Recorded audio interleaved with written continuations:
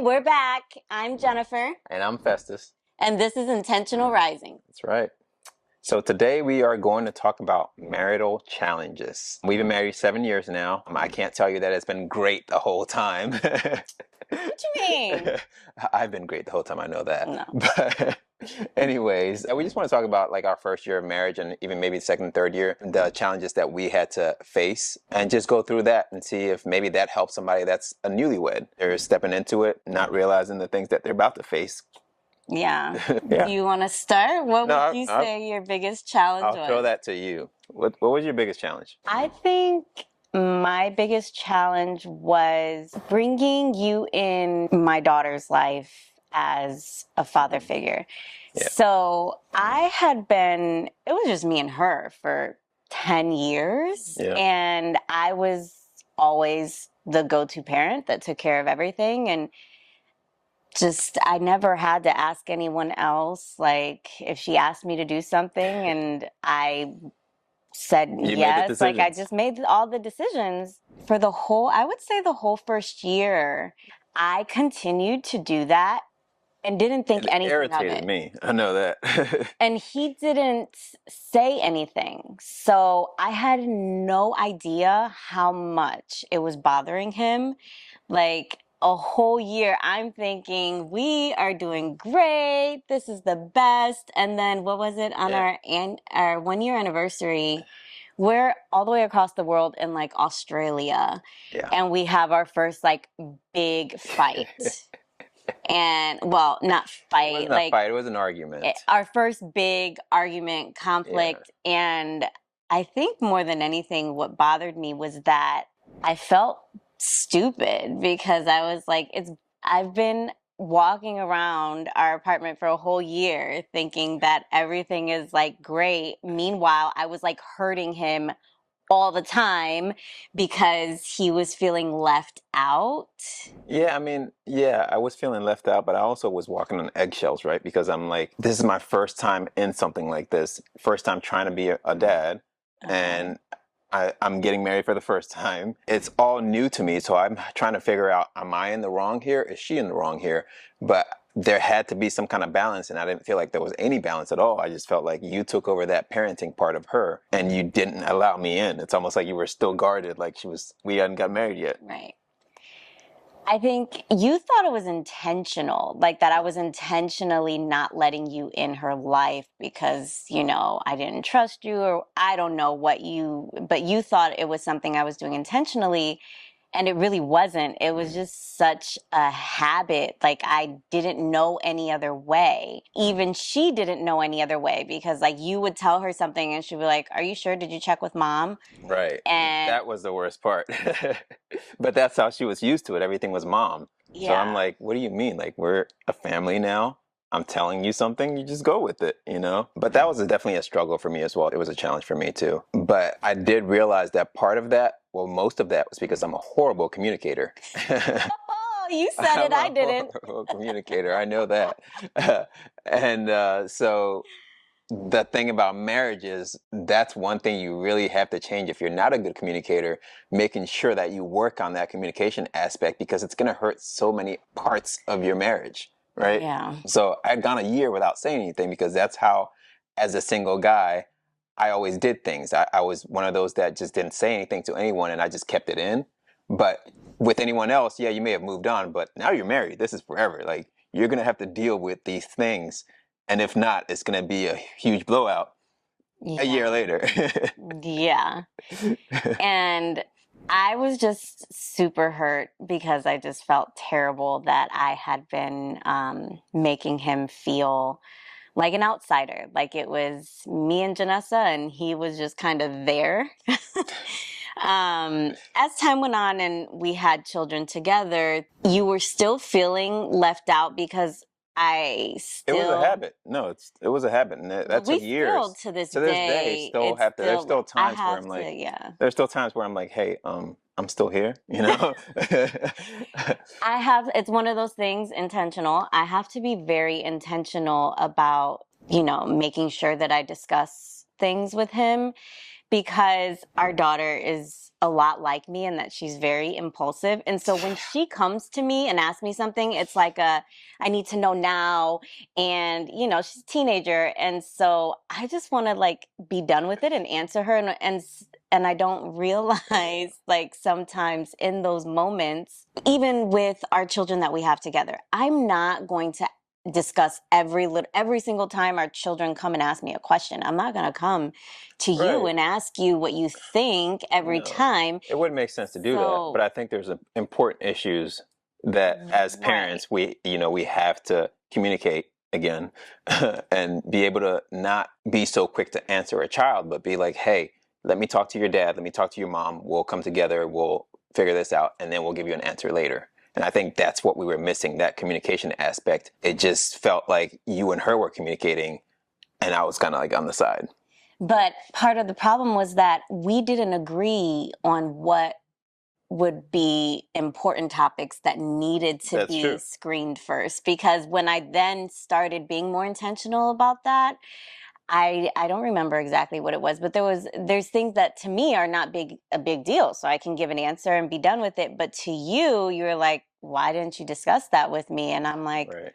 Right. I didn't think it was a big deal. Exactly. So it's still like tricky that way too. No, I do agree. Like you said, at the end of the day, it comes down to communication, and we just have to talk about certain things. But I don't think we can talk about everything that we need to come together about before we speak to her. There's going to be trial and error. That's why we still have issues with it now. Yeah. But it's not as big now because we understand that it's a mistake and we're trying. But yeah, that was a challenge for you, huh? Yeah, and it still is. I'll never forget the time that she asked if she could get her nose pierced. Like she wanted us to get Yeah. our noses pierced together.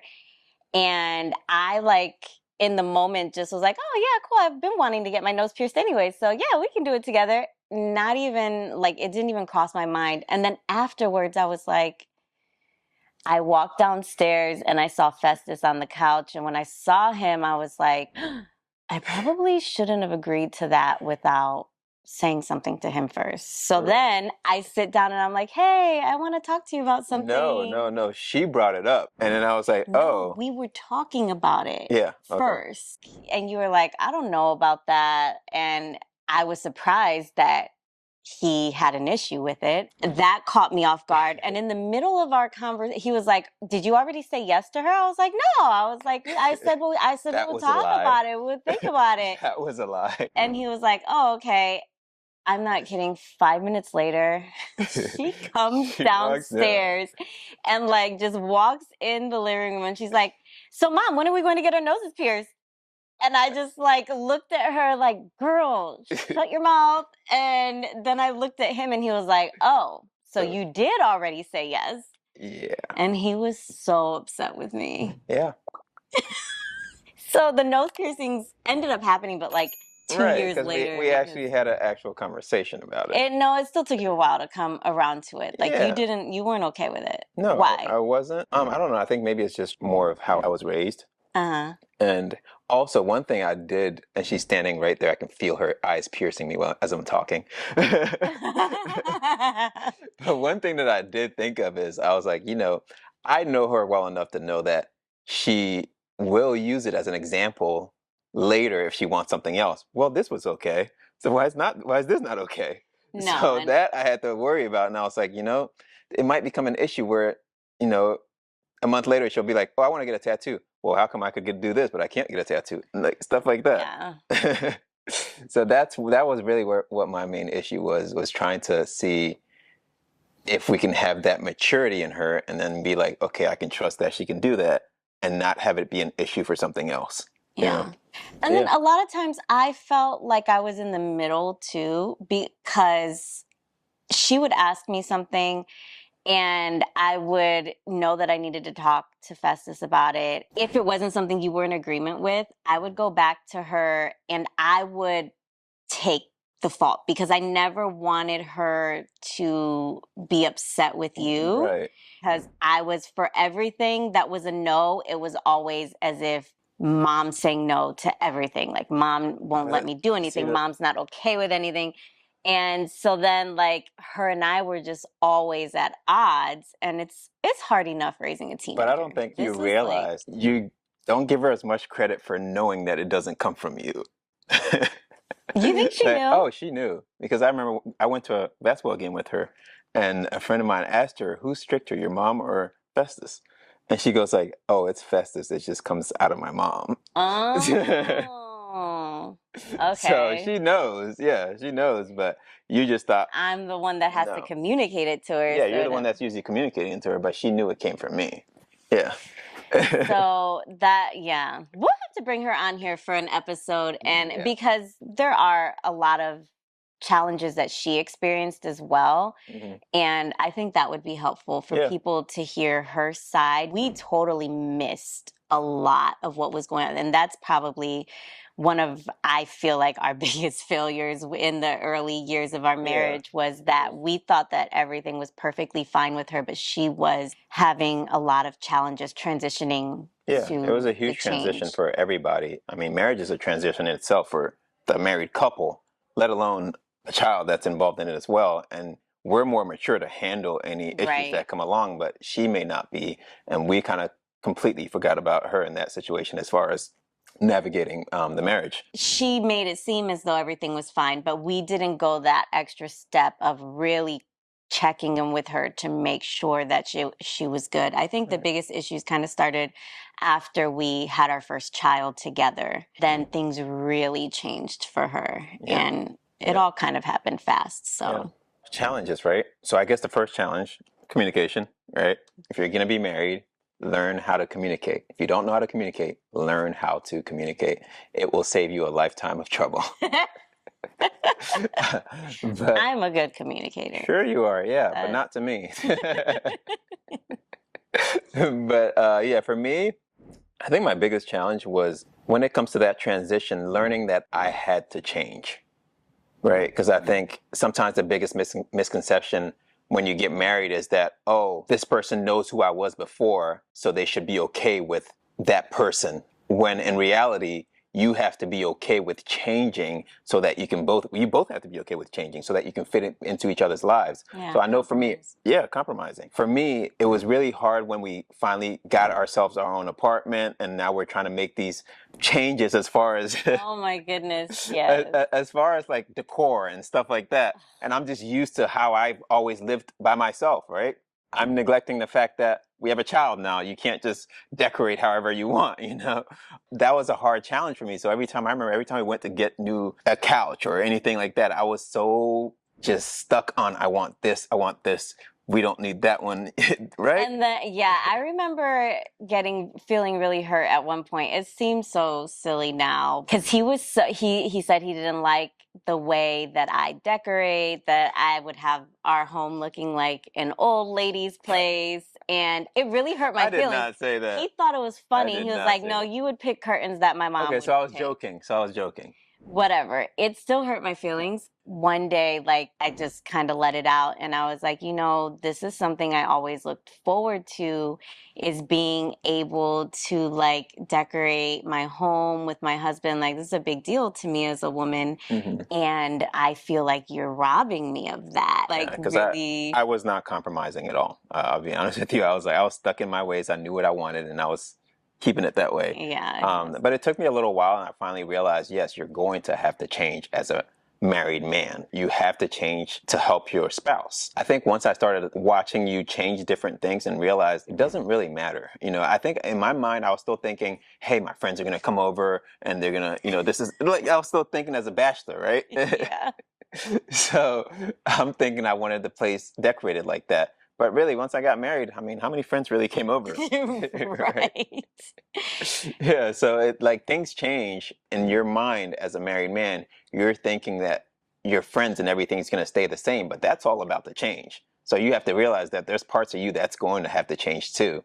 But yeah. Yeah, the irony in all that is that I'm now the home renovates our home. And I don't care at all. It's crazy. Everything, and so to think that you really have very little input now in what we do in our home. But 7 years ago, you were like, no, I think once I realized that it doesn't affect me, I don't know why, in my mind, I thought it would affect me so much for small little things to change. Once I realized that, yeah, even if I change this about me, like it's not that big of a deal. And a lot of times we put so much emphasis on things that don't really matter. Yeah. And I think that's the biggest thing about marriage is realizing choose your battles, right? Realizing, does this really matter? Is this, at the end of the day, like if I let this go and she's happier, why not do that? Yeah. True. That was definitely a challenge for me, but I'm glad that I was able to change that much to where I went to almost a whole different side of the spectrum, because now I don't, I let you do it all. And I'm just like, okay, I mean, I have my input here and there, but it doesn't bother me if you stand on something, Yeah. Let me see. What else was a challenge? I think that first, few years, before we, started having kids. Mm-hmm. Well, no, even once we had Gabriel, it was still kind of like that. I did most of the, cooking and cleaning, and I worked as well. I took all of that on because I felt like I had to as the wife. And I think a lot of that is because you were already in that role. You were a mother. You were a homeowner. You were way more mature than I was in that aspect. Yes. And so I think when I came into that marriage, there's a lot of me that was staying the same. Yeah. Right? And I wasn't changing. And it took me a couple of years to realize that, hey, you're going to have to, work together here. I think it wasn't until, so fast forward 5 years, our second child that we had together, so our last daughter, after that pregnancy, it was a rough pregnancy. She was a premature baby. And then I went through really bad postpartum depression, which I hadn't had with either of my other children. Yeah. And during that time with the postpartum depression, I was doing nothing. To get out of bed and be on this couch was an accomplishment for the day. So he had to take on a lot with the kids, with cleaning, with cooking. I think at that point is when you realized how much I was actually doing. Once I wasn't able to do it, realize, and then that's when things really change. Yeah, because it's when you step into someone's shoes, right? You're like, you have no other choice but to step into. I had no other choice but to step into your shoes. Mm-hmm. And once I did that, I realized, wow, this is harder than I thought. I thought it was just a few things here and there, but it was a lot. That really sparked a change in our marriage. A good advice would be to change roles.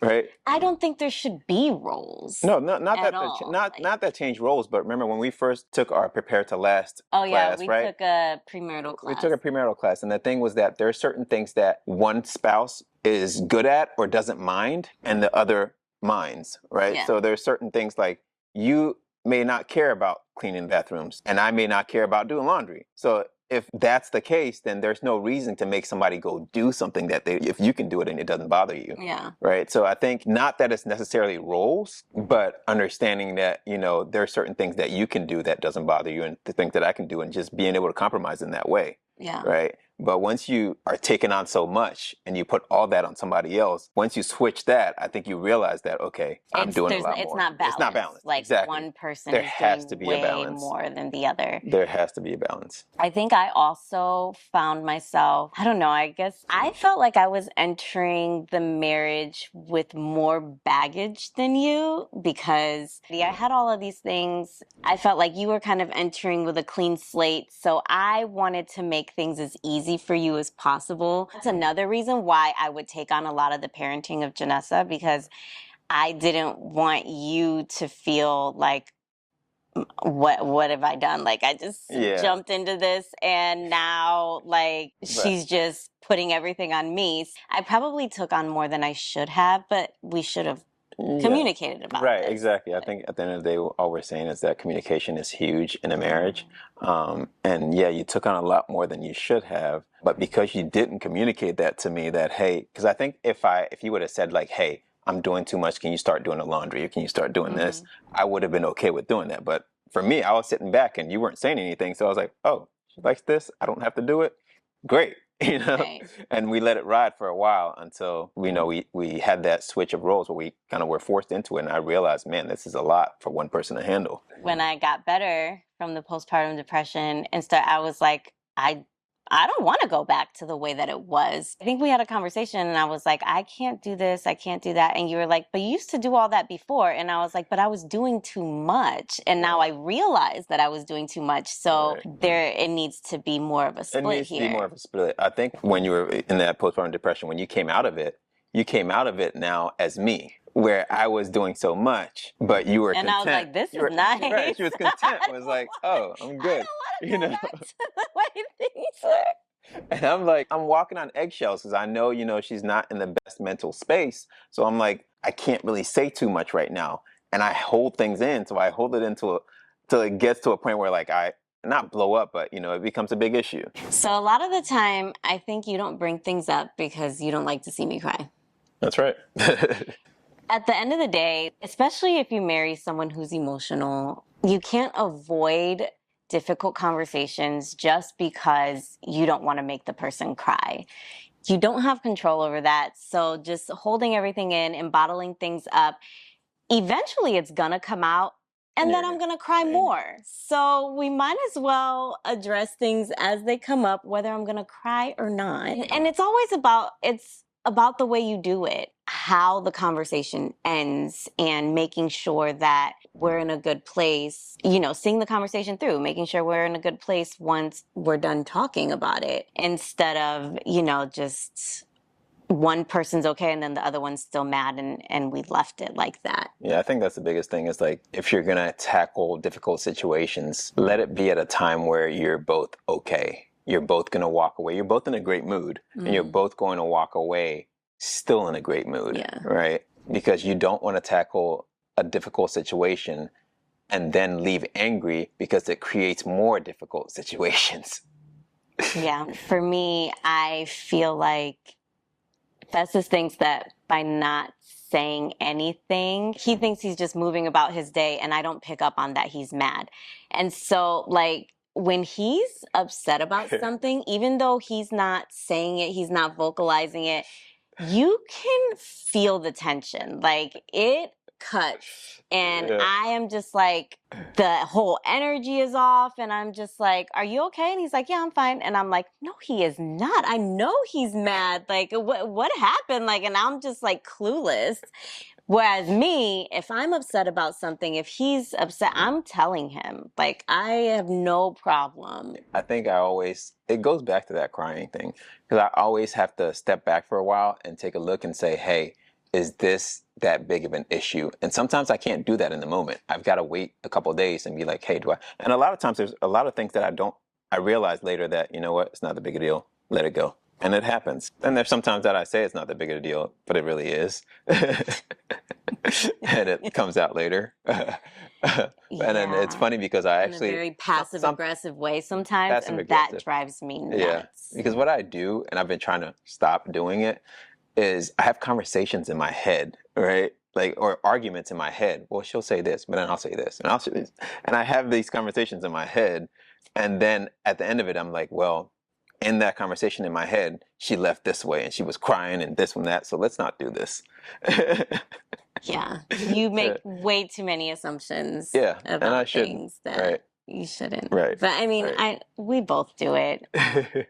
Other challenges as a married couple? I would say I have a lot of insecurity around my role as a mom. Mm-hmm. And I had those insecurities even before we got married, just as a mom to my daughter. As a single mom, I was always questioning whether I was doing a good job. I was feeling like I didn't do enough, like I wasn't good enough. Like I was just like my own worst critic and always beating myself up in that role. Then we got married. We started having our own children, and our kids favor him. Like No, I'm just kidding. They are so obsessed with their dad, but they still like you more. It's like, don't take this the wrong way, but it's like having a dog, right? If you're the one that always disciplines the dog, but you're also the same person that takes the dog out and does all these things, the dog listens to you more, right? So, if that makes sense. I guess. Like our dog, like Comet, right? Comet will listen to me before he'll listen to you.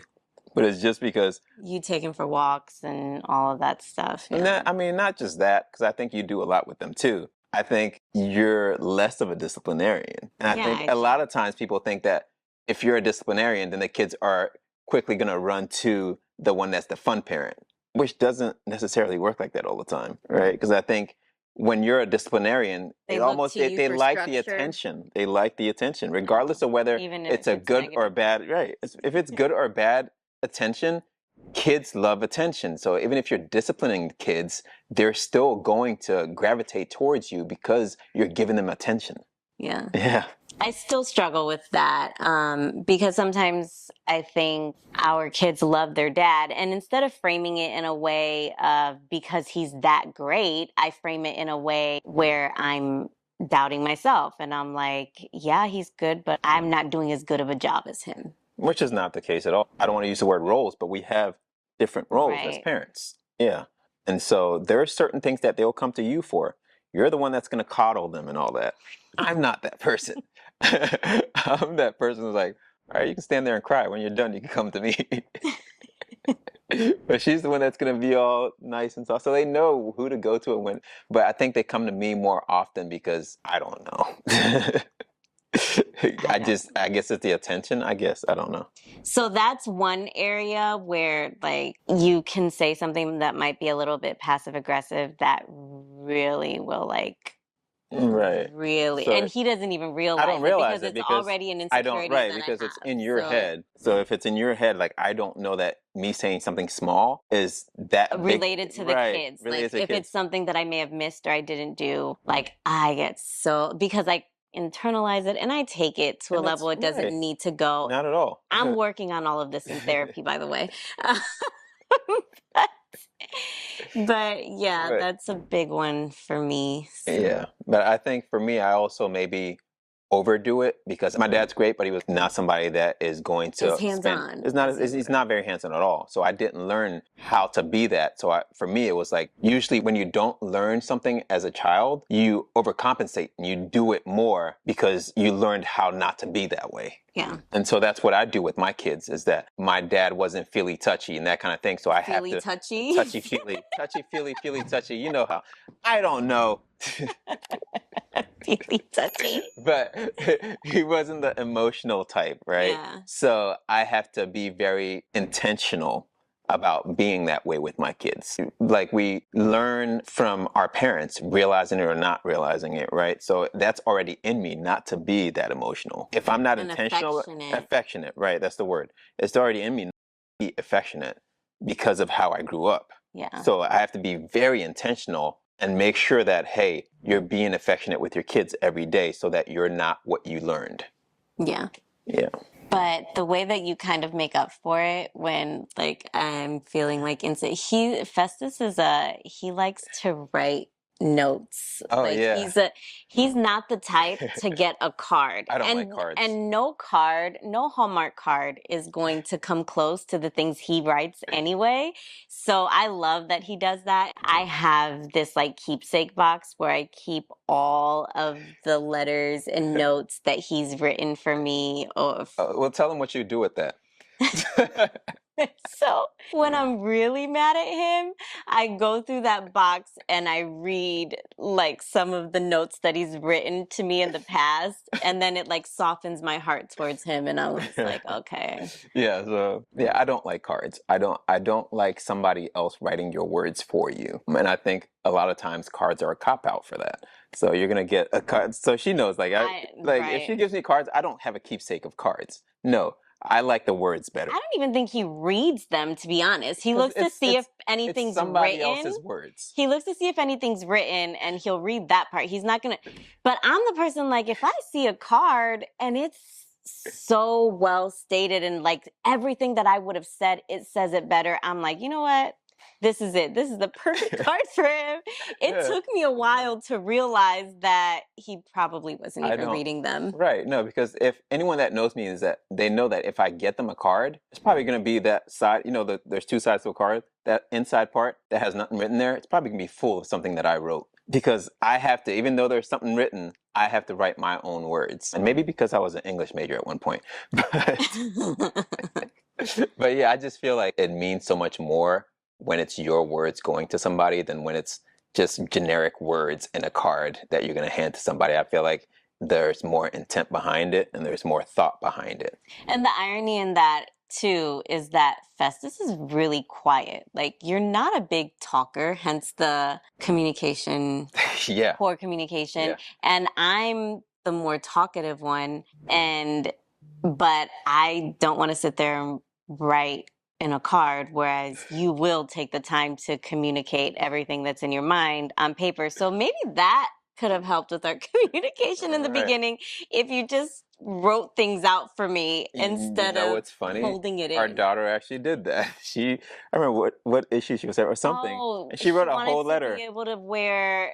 She Crop wanted tops. to be able to wear crop tops. Yeah, she wrote a Yeah. huge letter about it. I'm like, well. And her therapist, because she had a therapist, told her, well, why don't you ask your parents about it? And she was afraid to talk to us about it. Yeah. So she was, she kind of She wrote a whole does nice, like what you do with the very, communication thing. She yeah. won't communicate things. And so the therapist told her, why don't you write it? Is it easier? Do you find that it's easier to send your mom a text message and write something out versus saying it to her face to face? And so she did that, and she wrote us this whole letter about why she should be able to wear crop tops.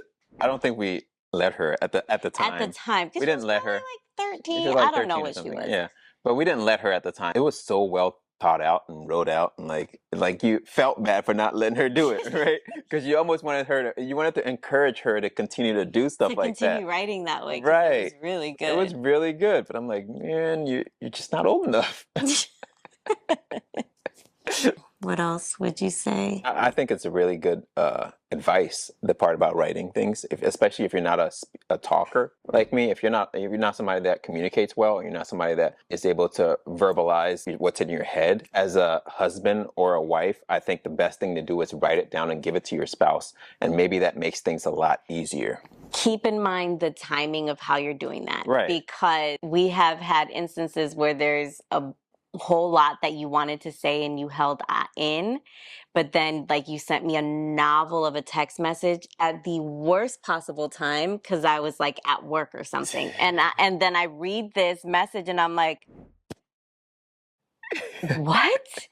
And I'm just like, okay, you had all day the day before to talk to me about this, and you waited and sent me a message. And I think that's why. So my brother and sister-in-law gave us this idea of talk nights. Yes, that's amazing, because I think talk nights really help with communicating, right? So what they were doing is every Sunday or every once a week they would sit down. You'd have to be holding each other's hands, right? Yes, there has to be some kind of touch. Some kind of touch, right? yeah. And what is it you would say? So each person would have an opportunity to say one thing that happened over the last week that bothered them, but you also had to do one good thing, a positive thing. You have to start with the positive thing. Start with the positive thing, and then the criticism, right? And talk through it and talk through it. And then there was also how they could be better for you in the next week, right? What you could do to help. Right. So then you would ask the person, we would ask each other at the end, what do you have coming up this week? Is there something I can do to help you and help make your week easier? Right. So it's one positive thing about them, one negative thing, criticism, not negative. One positive thing about them, one criticism, and then one way that they can help you in the coming week with whatever you have going on. And just doing that every week, having a set time that you're going to do that, it helps your marriage so much, just because you have to communicate. Yeah. Communication is just not, so even if you have to hold something back like I do, you know that at the end of the week you have a time for you to say what you need to say. And then it also, you pick and choose like what is worth bringing, like if there, like, because sometimes in the moment throughout the week you don't need to bring it up right then and there. You can be like, you know what, we're gonna have talk night later in the week. The best thing about talk night is also extracurricular activity night. Oh my goodness. Are you really saying yes. So you're incentivized to come to talk night because you know it's going to end well. You don't have to do it that way, No, but that's the best way to do it, to make sure you leave in a good mood. But yeah, so at least once a week, gonna Yeah. get lucky because it's talk night. That's talk night. Yeah. It should be a lot more than once a week, by the way. I'm just saying. I'm just saying. Talk on that. That's a Yeah, good. that's a good topic for later. I think that men and women have very different ideas of what is a good amount of extracurricular sexual activity per week. Like, I think you guys think it should happen a lot more than. There's probably women out there that think it should be happening a lot more too. I don't know. You guys let us know in the comments. We'll find out. Let's wrap it up with one more challenge. One more challenge as a married couple. Oh, let me ask you. Yes. Is there a challenge that we have currently, like that you would want to? Something that's challenging you now, like that. I think a challenge that we're getting better at is being able to pray together. Yeah. That's the biggest challenge. I think being able to set time apart and say that, hey, we're going to pray together. Because going to God by yourself is great, but going to God with a person that you have a covenant, a godly covenant with, that speaks so much more to God. I think, yeah, I definitely, because we have said so many times in the last 7 years that we're going to start. What? We have said so many times. Oh, I thought you said we had sex so many times. No. I was like, what? That's not what I said. I said we have said so many times that we are going to start like praying. And that's the other good thing about talk night. We usually start it with prayer. Right. You started with prayer, you end it with prayer, and then you end it with extracurricular activities. Oh my goodness. With Anyway, sexual activities. We're grown people here. Okay, whatever. Anyway, we definitely. Yeah, I think that's the challenge. Need to be more intentional about praying because together. We're good about our own personal relationships with God, right? But we aren't as good about bringing that together, which is wild because when we were dating, we were really good at it. And I think that's where you start to see the enemy try to attack a marriage, right? Yeah. Because how can we be that great about, our relationship with God together before we're married? But then once you get into that marriage covenant, now all of a sudden you're starting to come apart. That's starting to separate a little bit. Yeah. So I think that's when I think we have to really lean in a lot more and realize that, as soon as we got into this covenant, the enemy is really trying to separate us, trying to divide our spiritual lives. Yeah. I think it's really important as a married couple to set time apart, to be intentional and say every day at this time, we're going to pray for ourselves. We're going to pray for our family, for our children, for our household. And we're going to tackle these things in prayer. Yeah. Yeah. And I think God leading us to do this podcast because we have been like very prayerful about this together. Like we pray before we film, we pray, before we post anything. Like we're very, very much in prayer together. Right. And as this continues, we're probably going to have to do more and more of that. Right. And I think that is part of God's intention with all of this too, is to like make us stronger in that area. Right. Because I think one of the main things that a lot of people said to us when we got married is that you two praying together is going to really break a lot of things in your family and my family both. Right. Yeah. But it's funny how as soon as we got married, it was such a struggle to pray together. And that's just the enemy fighting, trying to break these things, that generational curses that we could break as a couple, but we couldn't do by ourselves. It's such an important thing to be able to hold each other's hands and be able to go to God in prayer and know that we are one, and God respects that so much. He respects that marriage covenant so much that he's definitely listening to you. Yeah. So I think it only took us 7 years to figure it out, but we're getting there. We are better late than never. Yeah. Anyways, that was a great combo. Right? I think that was good. I think that's good for today. Yes. So let us know in the comments if there is, any your thoughts on what we talked about today, and if there's any other topics you would like us to touch on in the future. And if you have talk night, make sure it ends with extracurricular activities. Oh my goodness. Whatever.